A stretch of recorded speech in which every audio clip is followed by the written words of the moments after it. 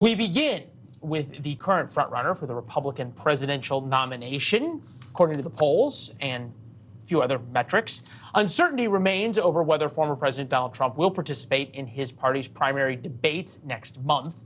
Republicans, they say, are divided over the issue. With that, Trump campaign advisor Jason Miller. Jason, good to see you. What is going to be the deciding factor on whether President Trump does or does not participate in the debates?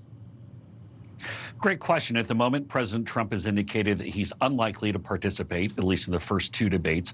He's up by 30, 40, and even new polling shows he's up by almost 50% in certain places. It really wouldn't make much sense for him to go and debate right now with a bunch of folks who are down at 3, 4, and 5%. Even Ron DeSantis, who's the second place candidate in the race currently, is at least 20, 30, or 40 points behind. And so ultimately, President Trump will make a decision as we get closer. He has not said anything definitive one way or the other. I'm not expecting him to participate, though. All right, not expecting, but I'm hearing you stop short of confirming. Hey, look, there's two sort of thoughts here, right? One is this little unsportsmanlike, right, to just say, hey, I'm not going to even show up. But the second question I would have is, what's he afraid of? Well, I wouldn't describe it like that at all. I think in many ways it's similar to getting a bye in the first round of the NFL playoffs. If you essentially have an undefeated season, say you're 17-0, and all the other teams are maybe have 4 wins or 5 wins on the season, you shouldn't have to worry about playing them in the first round. Again, I don't want to go and get too far ahead of the president. He'll ultimately make the decision, but we look very much forward to taking on Joe Biden, which is really what this race is going to be about. And at a certain point here, I think the other candidates who are down at 3, 4, and 5% have to look in the mirror and say, hey, is this actually helping their candidacy, or is it really just getting in the way of us beating Joe Biden next year?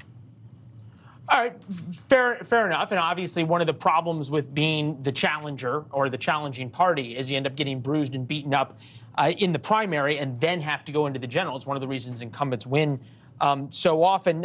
Here is the governor of New Hampshire on this very issue. Take a listen.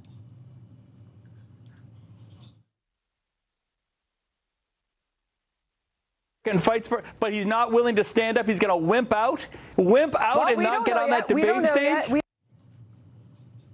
Response? Yeah, it's talk about knowing what the definition of wimp is. The fact of the matter is Governor Sununu couldn't even win a Republican primary at this stage of his political career when it comes to whether it be New Hampshire or even at the national level. And so, look, if Governor Sununu wanted to do something, he should have jumped in the race. Come on in. More the merrier. It's odd that foreign policy has become such a dividing point at a time when really so many Americans feel as though the economy is so bad. At the same time, we have this foreign policy debate now, even within the Republican Party. President Trump coming out today basically saying the war in Ukraine needs to end, and not necessarily that our support needs to end, but it needs to wind down quickly. His former vice president had some thoughts on that. Take a listen.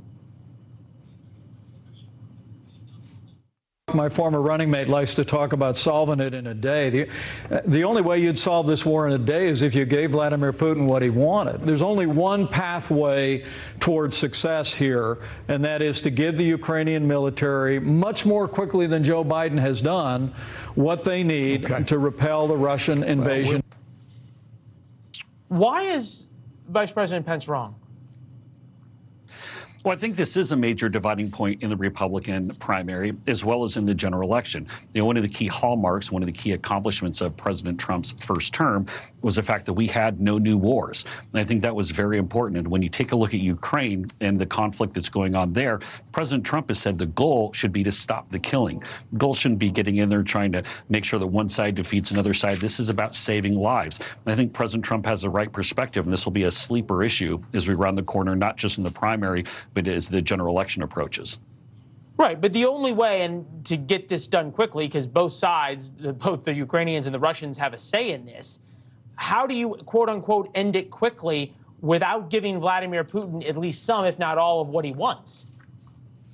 Well, very simply, President Trump is the one who has the relationship with both Zelensky and with Putin. He's one who can actually get them together and force a resolution on this. Right now, nobody's even talking about trying to stop the killing. You don't hear Biden talking about that. You don't hear certainly any of the other candidates in the Republican primary talking about it. What you hear talking about arming, more arms to Ukraine, more ways to kill people, more ways to keep the fighting going.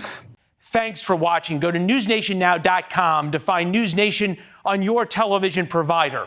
And don't forget to subscribe. Click the red button to get more of News Nation's fact-driven, unbiased coverage.